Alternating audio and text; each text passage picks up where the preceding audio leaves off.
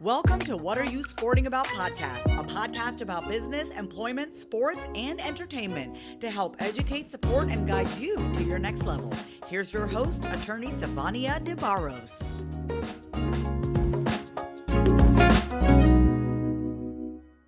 What's up, people? Sivonnia DeBarros here, the protector of athletes and your favorite host of What Are You Sporting About podcast. Today, I'm excited for another reason because I get to have a fellow businesswoman, but also someone who I truly call a sister and a friend to What Are You Sporting About podcast. But before we dive in, I have to remind you, if you have not yet gone to your favorite podcasting platform and selected this podcast, all right, I'm going to come and get you. Go to your favorite podcasting platform. Make sure you subscribe today so you never, ever miss an episode. We don't want you guys to miss all of the goodness that we are dropping down for you, and especially what our speakers are bringing to the stage, because it's some really powerful stuff. All right, so I'm going to give you an opportunity to do that. And then I want to invite you a special invitation to the NIL Combine live event happening this July 27th through the 29th here in Chicago. The #1 premier event for name, image, and likeness to help student athletes and athlete advocates to understand everything there is to know about name, image, and likeness. So I know you guys are tired of the surface level talk, and that's why we're different, because we're going to make sure we dive deep, but also give you the tools that you need so you can really get out there and start monetizing your own NIL, leveraging it, and setting it up for a legacy play. How about that? So go to bit.ly/NIL Combine 2023. bit.ly/NIL Combine 2023 to get your tickets right now. Make sure that is in all caps. So without further ado, welcome to the stage, Miss Farah Harris.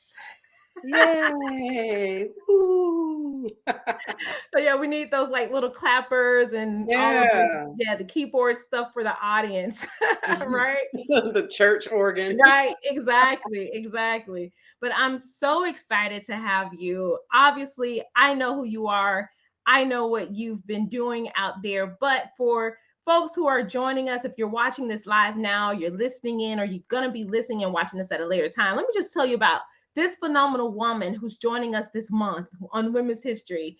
Farah, and let me say this because she has given me so much grace. I'm kind of mispronouncing her name because there's an accent. So Farah, okay, so Farah Harris is a psychotherapist and workplace belonging and well-being expert. She has dedicated her craft, guys, to disrupting unhealthy work environments. If you've ever worked in an unhealthy work environment, you can never forget it, all right? She is also the founder and CEO of WorkingWellDaily. That is a company that approaches workplace belonging and well-being from a clinical and emotional intelligence lens. And we're going to talk about what exactly that is. But Farah has helped individuals and Fortune 500 companies develop healthier workplaces where employees want to stay and thrive because their leaders and teams have grown in empathy, self-awareness, social awareness, and cultural awareness.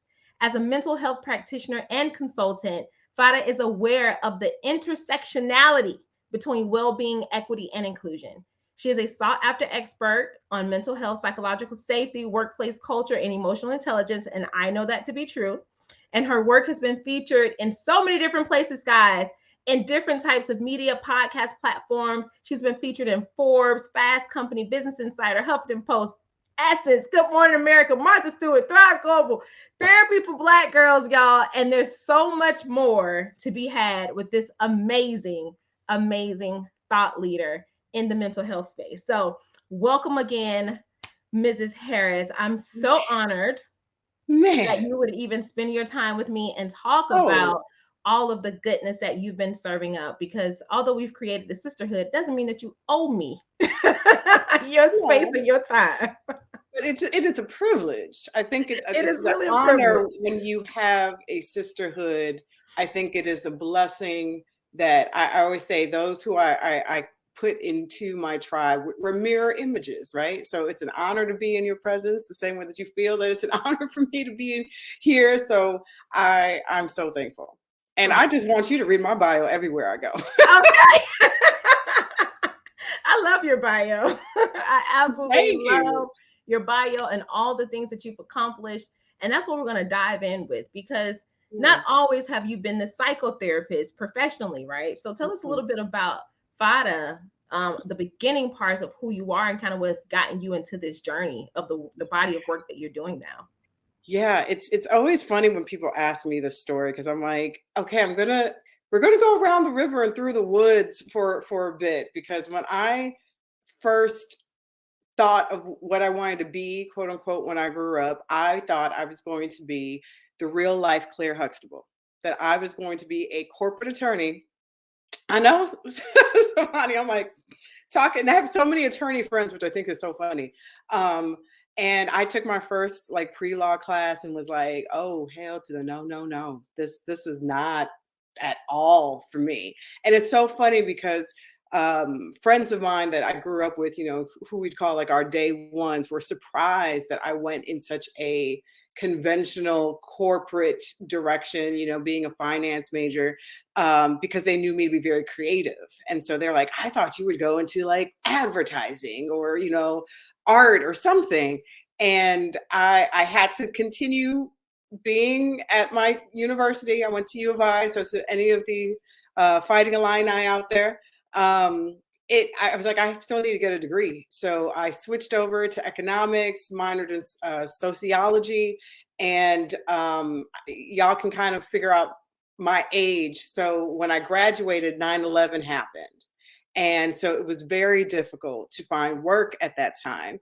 And so during this period of unemployment, I did go back to my artistic roots, and I tried my hand at fashion design, and then I shifted over to marketing and worked in corporate for a few years.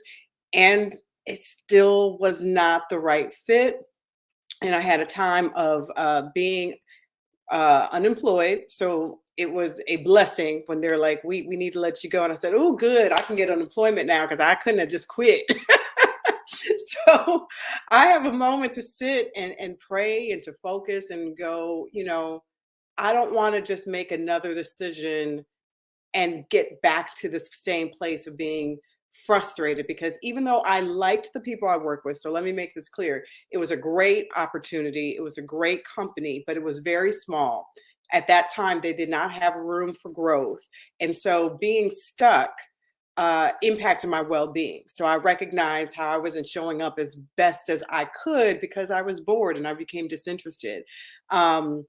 And so when I took that time off I'm going to just be honest with my faith. And so I was like, you know what? Seek ye first the kingdom, and all these things will be added. So I was like, let me just seek the one that created me. He knows where I'm supposed to go. And after a year, it kind of was led onto my heart that I needed to get into the mental health field. I thought at the time that I would be doing marriage and family work. No, but the mental health space was exactly where I needed to be. I enjoyed my graduate program. I graduated and went into private practice, working with a private practice, and then soon became my own private practice owner, reluctantly. But it's just really interesting. I know that some of your listeners may be wondering, like, hey, can I switch? Can I pivot? Can I make a different move? But when you practice, and I know we'll talk about this too, your own emotional intelligence and practicing that self-awareness, you have to ask the question, does this space serve me? Am I being fulfilled? Do I find joy in it? And if the answer is no, then for your well-being and your mental health, there needs to be some kind of strategy, some kind of plan to move around and do something different. And, I feel like God is the chief recycler of our lives. So even though, yes, I didn't become an attorney, no, I didn't stay in marketing or whatever, as an entrepreneur, I have to market. As an entrepreneur, I need to understand my finances. I need to negotiate, with clients and everything. So everything in my past has found its way to serve me in my now. Ooh, that's good. Everything in my past has found its way to serve me in my now. Yeah. I think that is so powerful, because I'm thinking back to a moment that I had, and I cannot remember the year. It probably was right before 2019, but I remember standing outside in my backyard feeling as though the atmosphere was shifting. You can't see anything, but I just felt something. And then there was this moment where I was like, it seemed as though there's a full cycle that has just taken shape. Because I think sometimes we put ourselves in positions where we do certain things hoping that it adds up to a particular measure, so we can feel good about that decision, so we don't feel like we've been stuck, so we feel like we've made certain progress. But Right. then once we actually get to that place, we start to see how our past and all the choices and decisions that we made were necessary. They had to be made. The mistakes had to be made just to culminate for that specific moment in time. So when you Yes. said that, I'm like, oh my gosh, that really, really has touched me. But there's something else that you said about, feeling like you were stuck in the position that you had previously because there was not growth for upward movement or anything like that. So quickly, I'm like, okay, well, what is the statistics on this? And I found a stat that says 78% of people feel stuck professionally because they don't have growth opportunities to progress their career. And some people might not even feel, they might feel like they can't even progress because maybe they lack certain Yes. certifications or degrees. Right. So, as a mental health professional, what advice would you give to someone who is in a job, in a profession that may not hold a certain certification or degree, that feel like they are stuck? What issues do they need to confront first to recognize I'm not actually stuck? I'm mentally sticking myself in this space, but I'm not actually stuck. What is the work that they have to do? Yeah. So back to the self-awareness piece is like, to be honest with yourself on what are you seeing change in your behavior, right? When it comes to this work that you're doing. So I recognized in myself that I was finding excuses not to go to work. I was finding ways to be out of the office. We used to do these client tours, and we would take them to different companies that were best practices. I would try to find a way to go on these tours so that I didn't have to be in the office doing the mundane things. I recognized that my mood was declining. So there was some depression that was kicking in because I felt stuck. And so to your point, some people may feel like they don't have the degrees or the certifications. Really assess if those are needed for the role that you are looking for. Like, what is it that you want to do next? Like for me, I didn't know what I wanted to do next, but I knew that the company would not be able to provide whatever it was that I did need because it was such a lateral company, right? And it's great because I still go back from time to time and peek to see how the company's doing, and they have grown and they have figured something out. Because I think when I was let go, I was probably like the 13th person in that role. So they themselves weren't sure even what to do with that position. So I would ask, your listeners to think about, well, what is it that I actually want or need? Is it actually applicable here? Or is there another place that would, use the skills that I already have in a better way? There's a lot of things that we have that are transferable skills and we don't even realize it. So, if you have an opportunity to talk to a recruiter or to someone who is really good at resume building, to really share your experiences of what you've done in the past, not just in corporate, but, maybe in volunteer roles, et cetera, so they can help you get unstuck and because sometimes we could be our own worst critic, right? We're like, I'm not that smart. I can't really do that. And then someone goes like, hey, you know that this is a transferable skill. Like you actually need to be able to do this if you want to do this role. So having an outside objective person process with you, what is it that you're experiencing now? And are you stuck because you're not using your voice? Sometimes there's opportunities readily available, but your manager has no clue that you have an interest in doing more. So advocate for yourself and say, hey, I know that we're getting to work, getting ready to start on this project. Is it possible that either I shadow or I find some way to support you? Because I want to learn more about X, Y, and Z. we can miss out on opportunities just by assuming that someone's going to say no, and we will count ourselves out before we even have a reason to count ourselves out. I love, what is it, the saying, Michael Jordan was just like, you miss 100% of the free throws that you, or of the shots that you've never made, right? So if you're not going to shoot your shot, then yes, the answer is going to be no. But if you go and say, hey, I'm wondering if there's more that I can do here. I would love to be able to progress in my role. Or I would love to grow within this organization. Is there something that I could do? Is there a training that you can participate in? Because some of these companies will pay for you to get certified. They will pay for you to get, some type of professional development. So I would encourage you to advocate and see what can be done there. And if they can't do anything, it may be time for you to pivot and find another organization that would, better utilize your skills. I'm so glad that you mentioned self-advocation, because self-advocacy, it's something that I kind of talk about a lot. And I just reshared a different episode that I did a little while ago specifically for Women's History Month, because I think a lot of women, and then especially Black women, there is a study that I saw a little while ago saying that Black women are literally the backbone of the most successful companies in the world.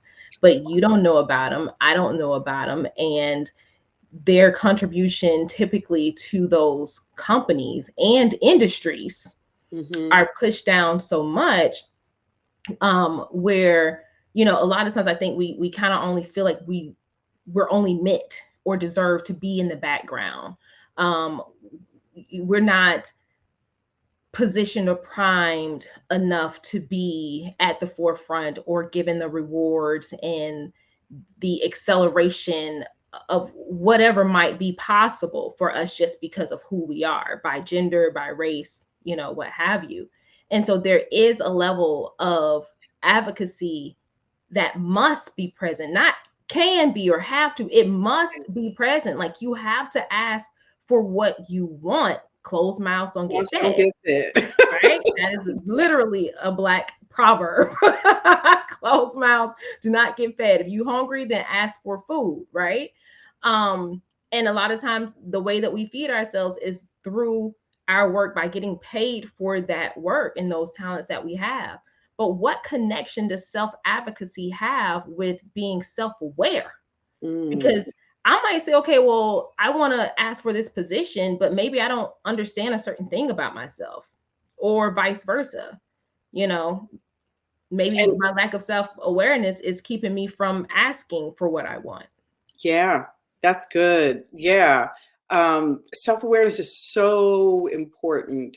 And a big part of self-awareness that people don't like, when I say, hey, here's how you can improve on your self-awareness, is to get feedback. And people don't like feedback unless it comes with affirmations and accolades, right? So when it's constructive, where it's like, hey, here's where I think you can do better. Here's, your growth edge. Here's where I think you can improve. People want to push back, and they don't like that. But how else? How else are you going to grow? How else are you going to understand what you're doing well and what could be keeping you from even being better? So it's not always a dig. Sometimes it's like, you are really good at this. However, this other thing is making you not great at this because you're not aware that, it's a blind spot. So if we want to grow and use our voice and self-advocate, we also need to know who we are if we're self-advocating. We can't say, I believe that I should have this role and I should have, this payment. And people are looking at you going, you don't even do your job well. What are you talking about? Like, you are I hate to say that, but the weakest link on the team.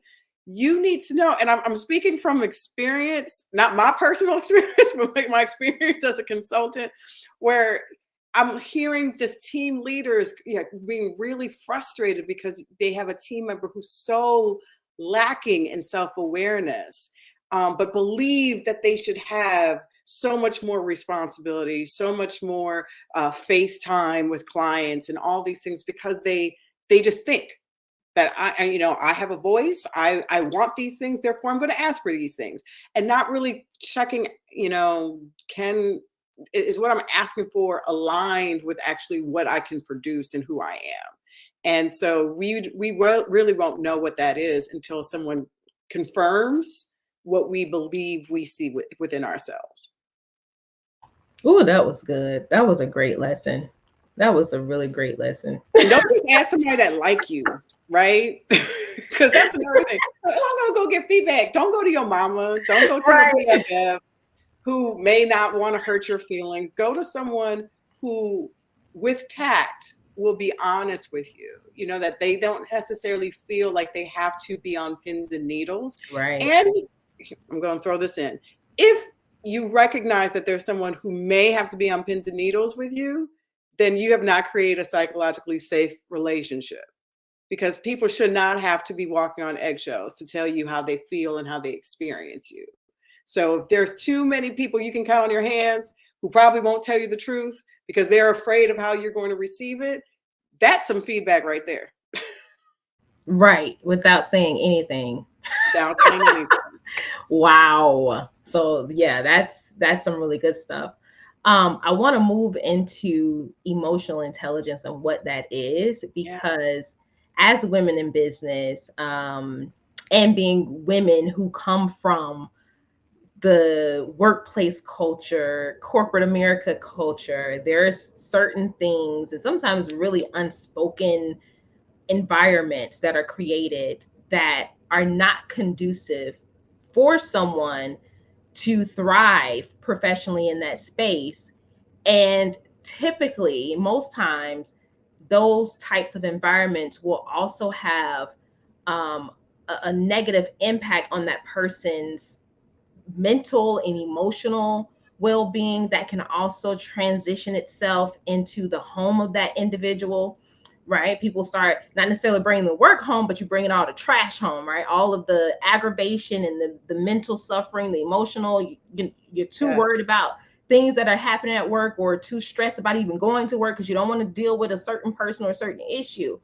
So walk us through like the work that you do around emotional intelligence and how you are helping individuals and companies one at a time to really reconstruct how they create their working environment so that they're not creating a culture of people who are mentally, physically, and emotionally damaged.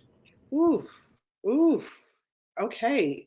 Because that hits hard, because sadly that is so many people's reality, and that is unfortunately the culture of a lot of organizations, regardless of the size. So we're not going to say, oh, it's the big companies like Amazon who just have such unhealthy work environments. Sometimes it's a small nonprofit that has a toxic and unhealthy work environment. So the work that I do that's rooted in psychosocial and emotional intelligence is to help you to stop, as an individual, as a team leader, and as an organization as a whole, to practice those 4 pillars of emotional intelligence, which is self-awareness, which is being able to be aware of how you feel, and what you're thinking in the moment, and not just how you feel, like naming the feeling of like anger, excitement, anxiety, those types of things, but like how it shows up in your body. Sometimes our body will let us know how we feel before we actually know how we feel, right? That knot in our stomach, the lump in our throat, we might find that we're clenching our fists. So being able to, practice the pause to be able to go, how am I feeling, and where is it showing up in my body? And then self management, which also can go under self-control or self-regulation. I say, in the wise words of Ice Cube, it's the check yourself before you wreck yourself part of emotional intelligence. It's like, hey, before you send that email, like take a moment, practice the pause, count to 10 or count to 100, go for a walk, do some deep breathing. It's being able to figure out, how do I regulate my emotion? Because now I'm aware of it, right? So now I can name the feeling, I'm aware of the feeling, and I need to regulate this emotion before I respond. And so those first 2 pillars of self-awareness and self-management or self-regulation talked about us, the individual. And then the other part of emotional intelligence is how we experience and engage with others. So our social awareness is how are we empathizing, and not just empathy that's cognitive, like, oh, I think Sivonnia probably feels this way, but more so, as a clinician, my job is to come alongside my clients and figure out a way that I can serve them to help. And so when you're empathizing with someone, genuine empathy is, how can I help? And it's not necessarily to give money. Sometimes helping is you being an active listener and that they feel like they have a safe space to converse with you. And then you got the relationship management. And this is where, especially for leaders, this is how you can become motivational and inspirational. This is where we practice our effective communication skills. This is where we are managing conflict well. And so when we have those 4 pillars of self-awareness, self-management, social awareness, and relationship management, we are practicing our emotional intelligence. And none of us are always practicing high EQ. We have opportunities to practice high EQ, right? So like you said, you gave a great example of in the workplace, someone being stressed and then coming home with the trash. So, maybe you were able to be calm and respectful when you were speaking to your colleagues, but you might have exhibited what seemed like high emotional intelligence, but in reality, you probably were what I call self-abandoning, right? So you've now ignored your true emotion of being frustrated and angry. So I'm speaking to the women out there, and I'm speaking to all of those who've been pushed in the margins, who feel that it's unsafe to actually show or emote your true feeling. And then we leave that for our loved ones. So I couldn't be angry. I couldn't really say what I wanted to say at work, but now I'm going to cuss out my partner. Now I'm going to be very short-tempered with my child. We have to be careful to not do that. And so when we're practicing high EQ in real time, especially to all of those who are wrestling to figure out how do I show up authentically at work, it's to be able to go, that microaggression or that moment of being disrespected, that didn't feel good. So now I acknowledge it, I honor it, right? That you don't gaslight yourself and go like, well, maybe it's not that bad. No, it was uncool that they did this. But how do I make sure that I am managing my feelings so that my emotions aren't leading the conversation when I confront this person? Do I need to sit and maybe talk to another colleague or go for, like I said, go for a walk or sleep on it and then can go, hey, Jim, yesterday in the meeting when you spoke over me, this is how it made me feel. In the future, I would like that, fill in the blank. So you don't always have to respond immediately, but you want to make sure that you're honoring your feelings, and so that you're not carrying and projecting onto those who have nothing to do with whatever happened at work, and they have to now carry the brunt of all of that frustration and stress.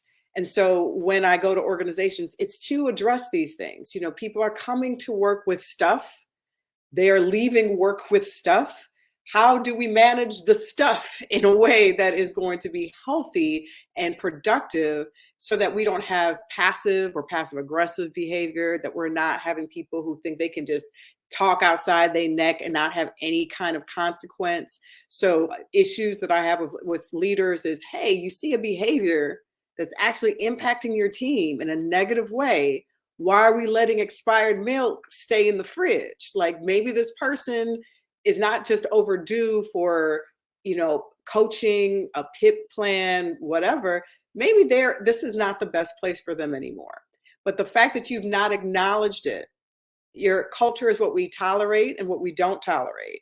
And if you've been tolerating it, everybody else has been watching and going like, well, this is not a safe space. I can't trust my leadership to nip things in the bud because they're conflict avoidant, which is completely not what an emotionally intelligent leader is, because an emotionally intelligent leader will manage conflict well. They are not going to run from it. They're going to deal with it head on.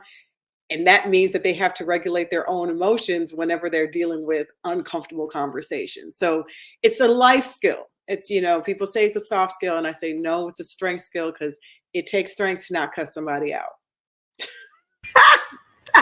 I'm just saying. It takes strength to not snatch up your child. Like, it I takes love it. So we want to make sure that we're having strong leaders because they're using their strength skill to create environments where other people now, because they've witnessed their leaders model it, try to emulate that same behavior. You know, that they're not being snarky, they're not being passive aggressive, they're not projecting their biases, that they're practicing that self-awareness, not just with each other, but with their clients. If you have a diverse group of people that you serve, you need to be aware of, how do we treat these people versus this group? Do we give more preferential treatment to this group of people than we do to this other group of people? Not a lot of organizations want to deal with that because they want to believe that they are good and everything that they're doing is based off of good intentions. And I say, well, the road to hell was led with good intentions. And I don't think that's where we're trying to go. So let's pave a different road that is more intentional and goes beyond, just the good intentions. Oof. Man, that's some good stuff. That is some really, really good stuff because it is so true. Oh my gosh, everything that you said is so true. And I can see myself, like how my journey began in those toxic environments. And then sometimes too, if you go and you join certain clubs or associations, you can kind of see how those toxic traits and the lack of EQ is really present. So I think it's a really good idea for anyone that's watching or listening to this at a later time to recognize, how are you being truly emotionally intelligent with the people who you spend the most time with, maybe your family, the organizations that you create, the spaces that you create and invite other people to. Are you putting them in categories and buckets where they don't all feel safe, in some way or another? But you have done something amazing that I'm excited about. I'm probably more excited than you because you're like, I'm just ready to be done with this. The excitement will come. But I'm excited. Comes in waves. Oh my goodness. I'm so excited. I'm excited for you because you have done this amazing thing, writing your book. So tell us a little bit about your book and what you got happening with this, because I'm over the moon about it. I'm excited that other people are excited. When you're in the midst of it, it's just kind of like, I'm just trying to come up for air. I'm still in the midst of it. We haven't gotten it published yet, and we publish next quarter, which is literally like in a couple of months, right? Next month is the beginning of the quarter, and I'm really believing we're going to release it end of May, early June. So the book is The Color of Emotional Intelligence. I had to practice my own EQ as I was writing this, so it took longer than I expected, but everything in its appointed time. And so I had to make sure I took breaks. I had to ask myself, what did I need? I had to practice my own self-awareness when writing became challenging and overwhelming. And then, even to the point where I went and got evaluated and for ADHD and was diagnosed with ADHD, which made it very clear why this process was a challenge. But this book is The Color of Emotional Intelligence, elevating our self and social awareness to address inequities is something that was birthed through different trainings that I was doing and going like, as I mentioned in our conversation earlier, for those of us who've been pushed in the margins because of our race, ethnicity, our gender, our sexuality, our disability, whatever that is, we use our emotional intelligence differently. And so I had found it a challenge as a Black woman in the space who believes this is such a great life skill that we only really talk about it in the corporate space, right? This is how you can be a great performer. This is how you can produce well. And I'm thinking, yeah, but you also need to recognize that we're not all using the same skill in the same way. That those of us who've been pushed in the margins are reading the room, which is that social awareness, differently than those who are part of the majority group. And so for someone who's never read an emotional intelligence book, you'd be able to get a basic understanding of EQ by reading part 1. So I call that the emotional intelligence in black and white. And then part 2 is when we add the color and we talk about how racial inequity, how all these different systems of oppression have caused us to not show up in the same way and use the skill in the same way. And then part 3 is how we all can do better at practicing and elevating our own EQ, our emotional quotient, so that everyone can feel safe to be their best authentic self, and not have to hide, not have to code switch, not have to do anything that causes them to actually practice low EQ because they feel safe to be able to be themselves. And so this was an act of obedience. I don't want to say it was a labor of love. It was an act of obedience, and it's going to be out soon. And I really, really, really hope that it blesses all of those who read it, but definitely those who have felt like they needed a voice to articulate what they've been feeling when it came to their experiences of having to hide and to code switch and everything, and read the room so hard, and yet not having that reciprocated, that people weren't taking the time to see them, to allow them to be safe, to be able to empathize with them. So this is kind of like my gift to all of us who've been pushed in the margins.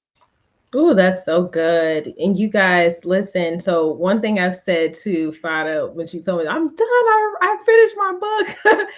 I said, girl, you know how much good stuff about to be in this book? I know it has to be so lit because I saw her, not physically, but we spoke throughout the process. Yes. And there were moments of just like tumultuous emotions and just stressed about this book. And I just kept saying, I'm like, girl, just keep going. I said, I just feel like God is using you for this. Mm-hmm. Somebody's going to get a blessing out of just reading this book. I feel it. I know it. Mm-hmm. And sometimes when you say it's an act of obedience, when you do something, when you know you really are doing what you're supposed to do, but you feel like you keep coming up against this wall, it just means that it's going to be more and more and more blessings to flow from that. So that's why I'm super excited. So I'm like, don't get me emotional on this podcast. I've been keeping it even and steady just because I'm like, we're not fully there yet, but I have been making sure that I'm celebrating the wins when they come. For those who want to know, when is the exact release date? If you join my pre-launch team by going to WorkingWellDaily.com/books, you get not just the date, but you get all the behind the scenes stuff. And there's some stuff that I'm like thinking about sharing with those who are on the team. And I'm going like, do I really want to share that? But I want to model what I want others to do, which is to show up authentically and to be vulnerable. So there's a couple of videos that I will share, and some stories that I will share about my journey while writing this book. And I'm not putting it out on social. So it's really just for those who are part of that team. And so if you are interested, you can go to, like I said, WorkingWellDaily.com/books and join the team. Yes. So make sure you guys go and sign up. I've put the link in the comment section. It will also be in the show notes, so you won't have any excuse of missing it. So make sure you go for sure and sign up so you can have access. I get all of Farah's newsletters. So, and I actually voted on this cover. This was my favorite cover. Yay! Yes, and that was the thing. Like, y'all helped me vote for the subtitle. Y'all helped me vote for the cover. Like, this is literally a community process because I was like, I want to bring people along for the ride, and I don't want to just say I know what y'all want. I want to actually make sure that I'm hearing from potential readers what it is that they're looking for. So it was close because there was one that was like technically the winner. Yeah. But I was like, nah, I think we need to go with this, with the faces and the masks. Exactly. Yeah. And that's why I loved it so much is the different colors and shades in the faces. Yeah. But it also kind of represented the masks as well, like what Yep. people have to put on just to go Yes. in spaces. And I was Yes. like, dang. And then just the way people feel, you know, they say certain colors emote certain feelings. Mhm. So I was like, Girl, dang, I y'all really want to get deep. Yes. Because it was a wild journey reading the comments, because people also would share like why they liked a cover, and I was just blown away on how much they were reading into certain Into the covers. I cover. was like, okay, I wasn't going that deep. This is interesting. I'll consider that. So yeah. Oh my gosh. Well, I'm just so happy and thrilled for you. And I'm blessed to just know you as an individual, but also as a fellow sister and woman, businesswoman. You are doing amazing things. I can't say it's unbelievable because it is believable. We've been doing this together, because I know y'all are listening to this amazing woman. She's giving me my flowers. I want to give her her flowers. I think to be a business owner and a mother is a whole different game, right? Oof. And when we have littles, it really challenges us to go, how do I still be me? Mhm. Even though I know I have this role as somebody's partner and as somebody's parent. So to be able to watch you grow, and you know, we've been in groups together, we've been supporting each other. She gonna help me with my Portuguese, y'all. So there was a time where we were being more consistent and I fell all the way off, but I'll get back to it. But it is so, the brilliance this woman has. I hope y'all really catching all the gems that she drops, because I just don't think that there are enough of attorneys, but Black female attorneys who can communicate in such a digestible way, and to make it go beyond, you know, what we understand law to be, that we're thinking beyond just entrepreneurship, but just being smart, you know, and trying to live and do well. So I hope y'all getting all her wonderful free gems. Oh my gosh. She ain't free on some other things. Okay, yesterday's price ain't today's price. You So better get tell on her. and utilize her and the stuff that she could. And oh, can I talk about this? What? About your children's book? Can I talk? Oh yeah. You know what? Okay. I don't even talk about it. Okay, so Sivonnia is also, and you already know her as an author, but she also has written some children's book. And I wanted to share this too, because we have a youngest child. He has not been diagnosed yet, but we believe that he is also autistic, and was nonverbal. And it was so exciting to see how he took to one of her books. And he won't let me read the other one though, girl. He only wants to read about JoJo learning about was it credibility? About credibility. Count them Cheerios. Book. But he will repeat, and he will count. You know, he will repeat some of the words, and so it's been a delight that this book, which is not, you know, necessarily, you know, John walks to the, you know, Right. to the park. It's not. Yeah. It's a very high level for children. For a kid. But yet he totally understands it and gets it, and he's 4. And he started reading it last year, right? I think it's when you gave me the book, right? Was it last year? Was it last year? What Or year no, is 2021. It was 2021 yes, when I got it was 2021. So it is literally in the past year, like his favorite book. Wow. So he loves reading about JoJo learning about credibility. Wow. That was major motivation. I really needed that, because I'm like, I want to focus on that brand a lot more. You know, my hands are so full. I know. In time. Yeah. And it just goes to show you, like, when you really are working from a place of service and duty, a true calling, because that's what I want. I want our young Black kids to understand how powerful they already are, and be armed with this information without having to wait years and years later and then be afraid of the law, because they just never even knew the foundational stuff about it. Yeah. That's why I started writing those books. Wow. So I can read law to my kid. Wow. Yeah. Yeah. Zachary loves it. Zachary's like, JoJo. I'm like, okay. I love JoJo. But he looks at your picture and he goes, mommy. Like, of course, all women are mommies. My kid does the same thing. it's You're either like, a daddy or it's a mommy. I'm like, they're not parents. they're not parents. You know? But she is a parent, so you are right.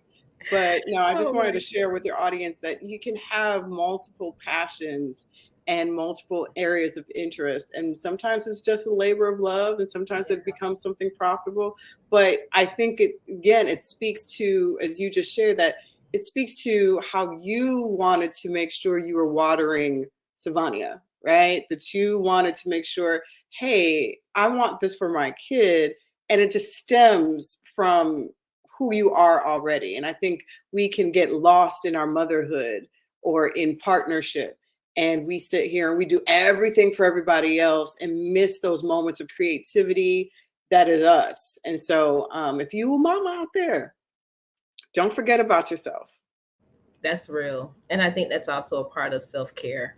Yes. Because I think we've been conditioned to think that self-care is just to go and get your nails done or go and, for me, massage is definitely self-care. Yeah.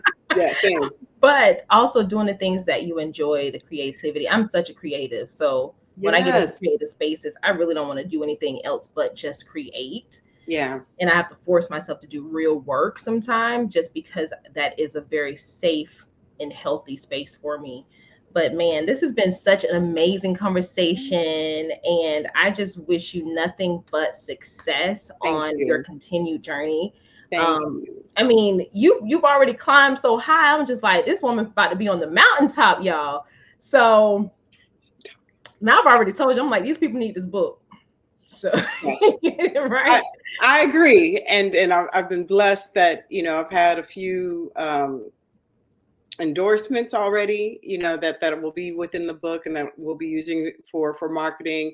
And it has been a humbling experience. Like every single time something else happens and someone mentions the book or they've read a bit of the book and they give me their feedback, I'm like, okay, God, it was an act of obedience. I'm grateful. But you just never know. Like, I mean, you wrote this book and you had no clue. And sometimes we think we want the masses. Like, I don't mind the masses. Y'all get me to be a bestseller, okay? But we also make sure that we want to make an impact, and whether it's with one or a family or a group or an organization or a team, we don't want what we do to be in vain. And so I think that's hard for some of us because I think we just kind of want to do things for the sake of doing it. And then when we get into a moment of tribulation or frustration and we're like, I'm good. And it's like, well, was it really authentic to your values and what you wanted? And I think I was listening to a message about that. They're just like, if you complete a thing and it doesn't have any type of pushback, yeah, you may not value it as much. And then, if you do a thing and you did experience pushback, it just shows how authentic it was, as an extension of yourself, to complete it. So just keep pushing. No, that's really good. That's Yeah. true. Keep pushing. So where can people follow you at? Like to stay connected. I know they can already go to the website. Yes, But where you at? Yeah. So if you want to learn more about the work that my company does, you can go to WorkingWellDaily.com. I give most of my good content on LinkedIn, so you can follow me there at Farah Harris, LCPC. And then you can also follow me on Instagram and Twitter with the same handle at Farah Harris, LCPC. And if you want to follow my business account, it's at Working Well Daily. Sounds good. Listen, I know you guys have had to enjoy this conversation as much as I have. Farah, just really dropped some amazing nuggets for us. And so what I want you to do is I want you to really charge yourself to determine if you are operating from a true EQ perspective. Like make sure you go back and listen to those 4 pillars and challenge yourself to just do the work of each and every layer so that you can become an overall emotionally, spiritually, and physically wealthy person. Right? It's not always about the money part of it, but it's about how you feel inside. And obviously our physical well-being is closely linked to the emotional stuff that goes on the inside. So I want to invite you guys to join me this July 27th through the 29th for the second annual NIL Combine live event here in Chicago. Make sure you get your ticket right now. Y'all, listen, stop waiting until the last minute. Take action, because we have that problem sometimes. Stop waiting until the last minute. Take action right now before all the tickets sell out. You can go to bit.ly/NIL Combine 2023. bit.ly/NIL Combine 2023. One last time, bit.ly/NIL Combine 2023. Make sure that is in all caps so you can get to the right space. I am Sivonnia DeBarros, protector of athletes and the attorney of the S.L. DeBarros Law Firm. I am so excited that you guys join me to listen to Farah Harris talk about emotional intelligence and how you can also enhance your EQ. Until next time, guys, I will check you later. Ciao. Thanks for joining us this week on What Are You Sporting About podcast. Make sure to visit our website, prosportlawyer.com, where you can subscribe to the show in iTunes, Stitcher, or whatever your favorite platform is, so you'll never miss a show. And while you're at it, if you found value in the show, we'd appreciate a rating on iTunes or iHeartRadio. Or if you'd simply tell a friend about the show, that would help us out too. If you like the show, you might want to check out our book, What Are You Sporting About? Attorney Sivonnia DeBarros is available for private consulting at sldebarros.com. And remember, we're here to educate, support, and guide you in your journey to success, because we're all sporting about something.